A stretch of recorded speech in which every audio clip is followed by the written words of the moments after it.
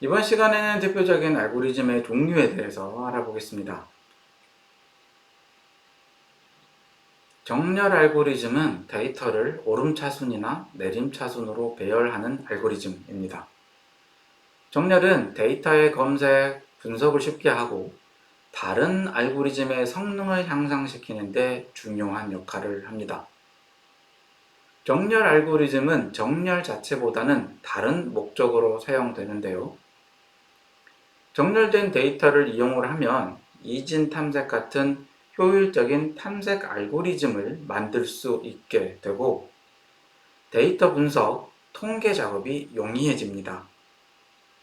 또 정렬은 다른 알고리즘의 성능을 최적화하는 데 자주 사용되는데 예를 들어 특정 문제를 해결하기 전에 데이터를 정렬해서 접근 속도를 높일 수 있습니다. 이런 유형의 대표적인 사례가 정렬 후 나누어 탐색하는 이진 탐색이나 간선을 가중치에 따라 정렬한 다음에 최소 신청 트리를 구성하는 것이라고 할 수 있겠습니다. 정렬 알고리즘은 크게 값을 비교하는지 여부에 따라서 비교 기반 정렬 그리고 비교 기반이 아닌 정렬로 나눌 수가 있습니다. 비교 기반 정렬 알고리즘은 아주 종류가 많지만 대표적인 것이 인접한 값을 비교해서 교환하는 버블 정렬, 그리고 분할 정복을 사용하는 퀵 정렬, 또 분할한 다음에 병합하는 병합 정렬이 있습니다. 비교 기반이 아닌 정렬은 각 자릿수를 기준으로 정렬하는 기수 정렬, 그리고 특정 범위 내의 정수를 정렬하는 개수 정렬이 대표적입니다. 탐색 알고리즘은 데이터 구조 내에서 특정한 값을 찾기 위해 사용하는 알고리즘입니다. 탐색 알고리즘은 데이터베이스나 파일 시스템 이런 다양한 응용 분야에서 중요한 역할을 합니다. 탐색 알고리즘을 사용하는 목적은 다양한데요. 우선 대규모 데이터셋에서 특정 요소를 효율적으로 찾기 위해서 사용할 수도 있고요. 또 특정 조건에 맞는 데이터를 찾고 이걸 기반으로 처리하거나 분석하는 작업을 수행하고자 할 때도 사용할 수 있습니다. 그리고 최단 경로 알고리즘에서 경로를 찾거나 게임 인공지능에서 최적의 움직임을 찾는 작업에서도 사용될 수 있습니다. 대표적인 탐색 알고리즘은 여기 보이는 5개 정도입니다. 우선 데이터를 처음부터 끝까지 순차적으로 하나씩 탐색해서 특정한 값을 찾는 선형 탐색이 있고요. 정렬된 데이터에서 중간 값을 기준으로 반씩 나눠서 탐색하는 이진 탐색,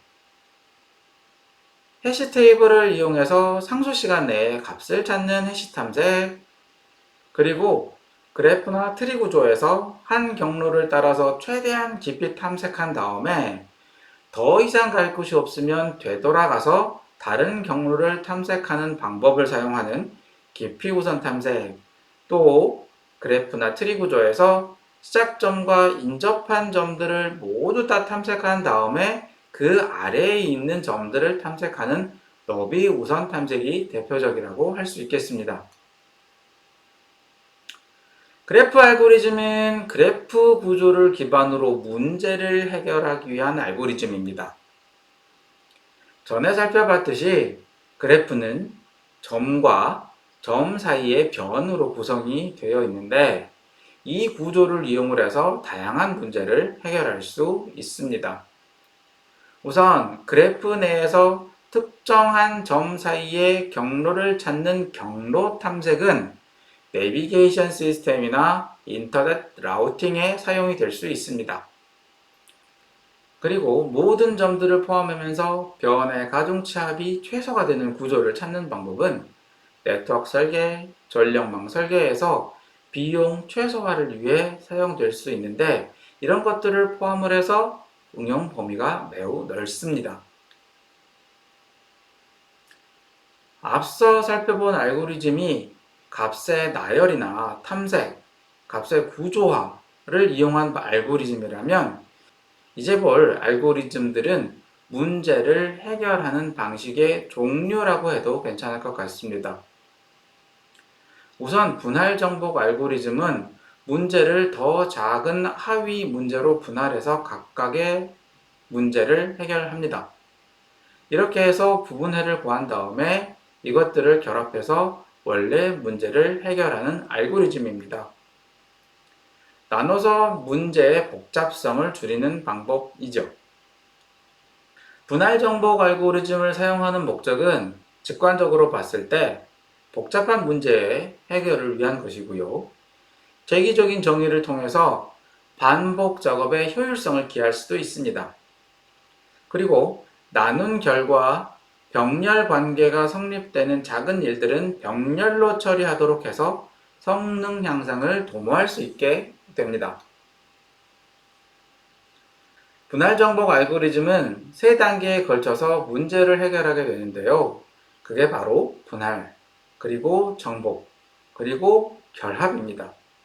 이름 그대로 문제를 더 작은 하위 문제로 나누고 작은 문제를 재기적으로 해결해서 부분해를 구한 다음에 이 해답을 결합해서 원래 문제의 해답을 구하는 거죠.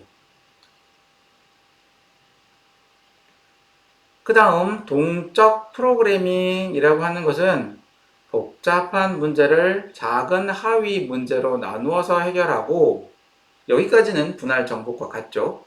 그런데 이 동적 프로그래밍에서는 하위 문제의 해를 저장을 한 다음에 동일한 하위 문제가 반복돼서 나오면 다시 해결하지 않고 저장되어 있는 값을 이용하는 방법입니다.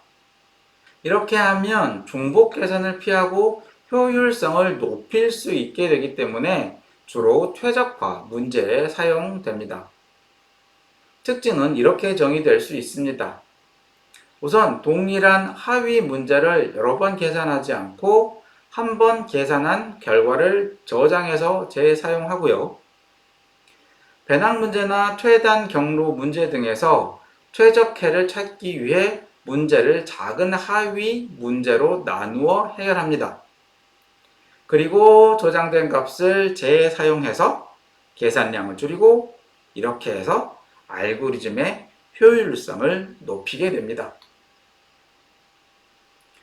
동적 프로그래밍에는 크게 하향식과 상향식 두 가지 접근 방식이 있습니다. 하향식 접근법은 메모이제이션이라고도 합니다. 메모이제이션은 하위 문제의 해를 저장해서 재사용하는 방법인데 필요할 때 계산하고 계산된 건 저장했던 값을 사용해서 다시 계산하지 않도록 합니다. 이렇게 성능을 개선하는 거죠. 위 예에서 보시면 값이 저장되어 있지 않은 때만 값을 계산하려는 시도를 하고 기존에 있는 값이 있으면 바로 사용하고 있습니다.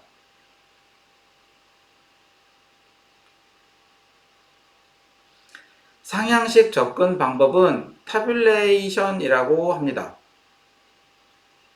이 방법은 작은 문제부터 해결해서 테이블에 저장하고 이걸 이용해서 상위 문제를 해결하는 방법입니다. 이 방법의 특징은 나중에 사용할지 여부를 떠나서 처음부터 모든 하위 문제를 계산하고 이렇게 해서 성능을 최적화하는 방법입니다. 이 예에서 보면 계산과 저장이 테이블 0 그리고 테이블 1부터 시작돼서 올라가는 방향으로 모두 다 이루어지는 것을 알 수 있습니다. 그리고 여기서 보시면 이전에 계산되었던 값을 활용을 해서 그 다음 값을 계산하는 거죠. 그래서 계산을 단편화할 수 있습니다. 자, 다음 알고리즘은 탐욕 알고리즘입니다. 탐욕 알고리즘은 문제를 해결하는 과정에서 각 단계에서 가장 최적이라고 반복되는 최선의 선택을 하는 알고리즘입니다. 그런데 이 선택들은 지역적으로는 최적일 수 있습니다. 하지만 문제 전체에 대해서는 최적해를 보장할 수 있을 때도 그렇지 않은 경우도 있습니다. 그럼에도 불구하고 탐욕 알고리즘은 단순하고 구현이 쉽기 때문에 다양한 문제에 사용됩니다. 이런 이유로 탐욕 알고리즘은 간단하고 효율적인 해결책 제공이 필요한 경우나 빠른 계산 시간이 요구되는 문제, 그리고 문제를 부분적으로 최적화해서 전체 문제의 최적화를 도모하는 구조를 가진 문제 등에서 활용되고 있습니다. 마지막으로 백트래킹 알고리즘입니다. 백트래킹은 해를 찾기 위해서 가능한 모든 후보를 탐색하는 방법입니다. 단, 해가 될 가능성이 없는 후보, 그러니까 답을 만들어내지 못할 후보에 대해서는 바로 중단하고, 더 이상의 탐색을 하지 않고 바로 중단하고 이전 단계로 돌아가서 다른 후보를 탐색하는, 그렇게 하는 방식이기 때문에 효율적으로 문제를 해결할 수 있게 됩니다. 이런 이유로 백트래킹 알고리즘은 효율적으로 해를 탐색하고자 할 때나 모든 해가 필요한 경우, 그리고 특정 조건을 만족하는 해를 찾기 위해 모든 가능성을 시도해 보아야 하는 경우에 사용됩니다. 백트래킹을 사용하는 대표적인 문제 사례는 n 곱하기 n 체스판에서 n개의 퀸을 서로 공격하지 않도록 배치하는 n 퀸 문제나 미로에서 경로를 찾는 문제, 그리고 주어진 집합에서 특정 합을 가지는 부분 집합을 찾는 문제 등에서 활용하고 있습니다. 이렇게 이번 시간에는 대표적인 알고리즘 종류인 정렬, 탐색, 그래프 알고리즘을 알아봤고요. 또 문제 해결 알고리즘 종류인 분할 정보, 동적 프로그래밍, 탐욕, 백트래킹 알고리즘이 가지는 특징에 대해서 살펴보았습니다.